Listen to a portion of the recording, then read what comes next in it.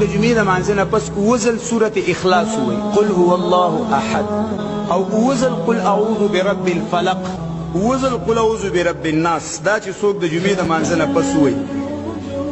الله جل جلاله بر رواني جمعې پورې به الله دا د هر قسمه ګناه نه به الله ساتي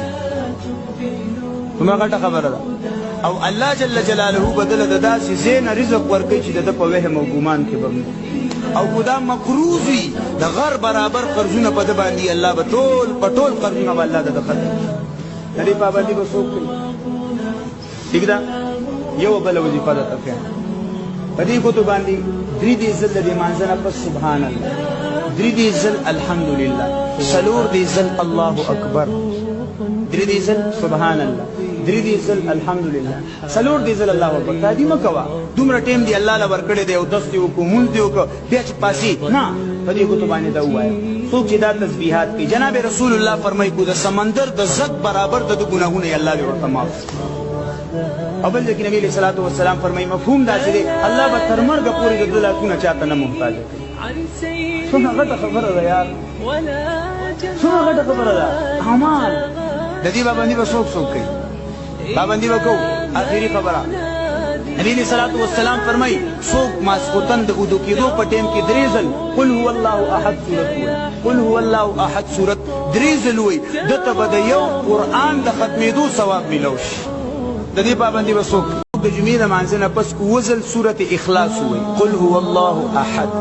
او وزل قل اعوذ برب الفلق وزل قل اعوذ برب الناس دا چې څوک د جمعې د مانځه نه پس وي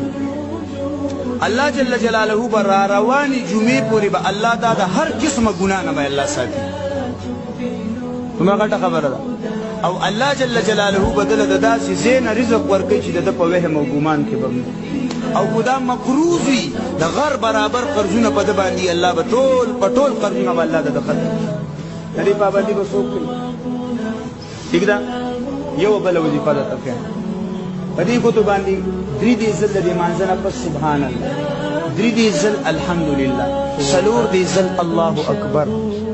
درې دې ځل سبحان الله درې دې ځل الحمدلله سلور دې ځل الله اکبر تا دې مکوا دومره ټیم دی الله له ورکړې دی او دستي او کومول دی او بیا چې پاسي نه په دې کوته باندې دا وایي څوک چې دا تسبیحات کوي جناب رسول الله فرمایي کو د سمندر د زد برابر د ګناهونه الله دې ورته معاف اول ځکه نبی علیہ الصلوۃ والسلام فرمایي مفهوم دا چې الله به تر مرګ پورې د دلاتونه چاته نه محتاج کوي څنګه غټه خبره ده یار څنګه غټه خبره ده اعمال د دې باندې به څوک کوي پابندي وکړو اخیری خبره نبی علیہ الصلوۃ والسلام فرمایي څوک ماسخوتن د اودو کېدو په ټیم کې درې ځل قل هو الله احد سورت قل هو الله احد سورت درې ځل وي دته به د یو قرآن د ختمېدو ثواب ملو شي د دې پابندي به څوک